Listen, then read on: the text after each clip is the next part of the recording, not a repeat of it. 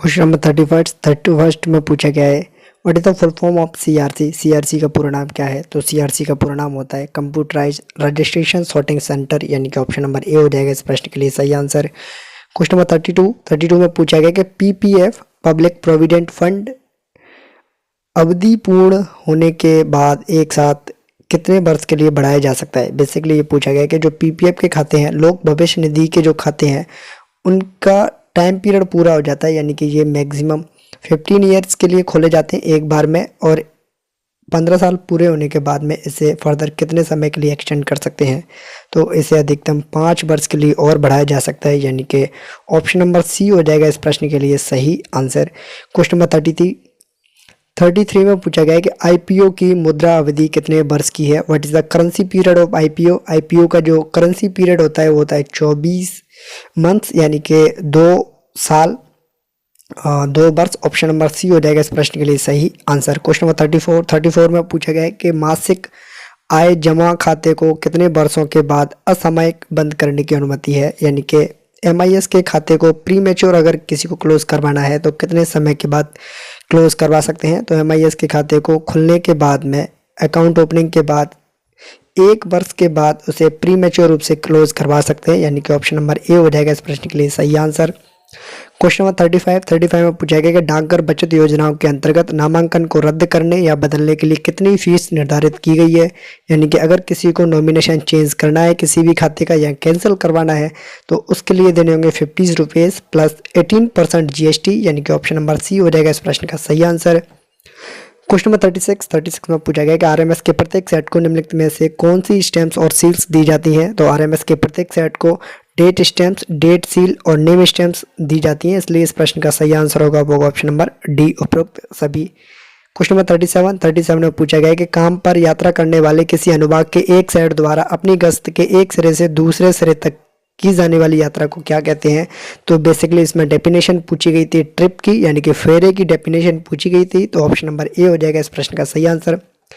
Question number 38 में पूछा गया कि डाक विभाग द्वारा पीएलआई कब आरंभ की गई। तो डाक विभाग के द्वारा पोस्टल लाइफ इंश्योरेंस को 1 फरवरी 1884 में शुरू किया गया था, यानी कि ऑप्शन नंबर ए हो जाएगा इस प्रश्न का सही आंसर। क्वेश्चन नंबर 39 में पूछा गया था कि निम्नलिखित में से कौन से उत्पाद डाकघरों में विक्रय के लिए उपलब्ध हैं। तो गंगा जल, एलईडी बल्ब और स्टैम्प्स, इन सभी की बिक्री पोस्ट ऑफिस के द्वारा की जाती है, यानी कि ऑप्शन नंबर डी हो जाएगा इस प्रश्न के लिए सही आंसर। क्वेश्चन नंबर 40 में पूछा गया है कि किसी डाक वस्तु के खिड़की वितरण का क्या शुल्क होता है, यानी कि what is the charges for window delivery of an article. अगर किसी आर्टिकल का विंडो डिलीवरी करना है तो उनसे किसी भी प्रकार की शुल्क नहीं ली जाती है, यानी कि no charges. Option number D हो जाएगा इस प्रश्न का सही आंसर। क्वेश्चन नंबर 41 में पूछा गया कि पिछले फेरों या कार्य के पिछले दौरे से शेष खाली थैले किसे भेजे जाने चाहिए। तो जो एम्प्टी बैग्स हैं वो डीबीओ डिस्ट्रिक्ट बैग ऑफिस को भेजे जाते हैं, यानी कि ऑप्शन नंबर सी हो जाएगा इस प्रश्न का सही आंसर।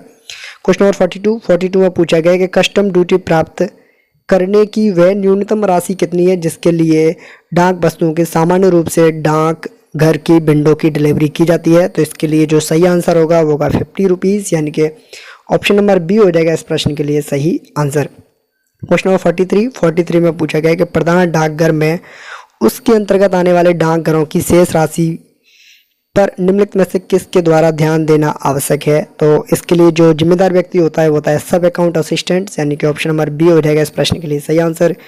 क्वेश्चन नंबर 44 में पूछा गया कि गैर पंजीकृत डाक पत्रों के निपटान को सुविधाजनक बनाने के उद्देश्य से उन पर मोहरें लगाने, छांटने, डाकियों को वितरण के लिए देने या रवानगी के लिए लेवल बंडल तैयार करने से पहले क्या गतिविधि की जाती है। तो इसके लिए की जाती है फेसिंग, यानी कि ऑप्शन नंबर ए हो जाएगा इस प्रश्न के लिए सही आंसर।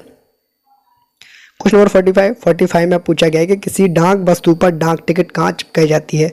तो जिस तरफ एड्रेस लिखा होता है उसका जो राइट हैंड साइड का टॉप मोस्ट का जो कॉर्नर होता है वहाँ पर डाक टिकट चिपकाई जाती है, यानी कि पत्ते वाले और ऊपर के दाएं सिरे पर पोस्टेज टिकट्स चिपकाई जाती हैं, यानी कि ऑप्शन नंबर बी हो जाएगा इस प्रश्न के लिए सही आंसर। क्वेश्चन नंबर 46 में पूछा गया है कि निम्नलिखित में से डाक सेवा बोर्ड के अध्यक्ष कौन है।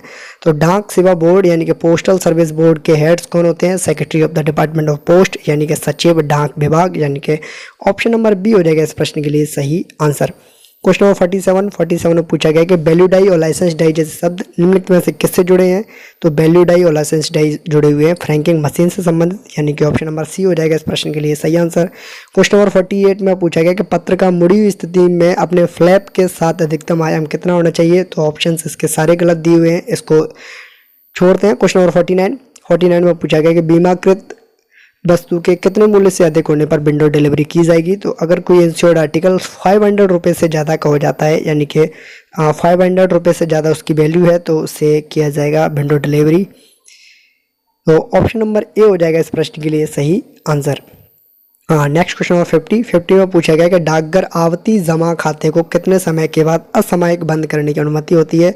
बेसिकली पूछा गया है कि आरडी अकाउंट्स को कब प्रीमेच्योर क्लोज कर सकते हैं। तो 3 ईयर्स या कहें 36 माह के बाद में आरडी के अकाउंट्स को प्रीमेच्योर क्लोज करवा सकते हैं, यानी कि ऑप्शन नंबर बी हो जाएगा इस प्रश्न के लिए सही आंसर। और इसी नोट पर इस वीडियो को करता हूँ मैं एंड। ये अंत इस वीडियो का। धन्यवाद।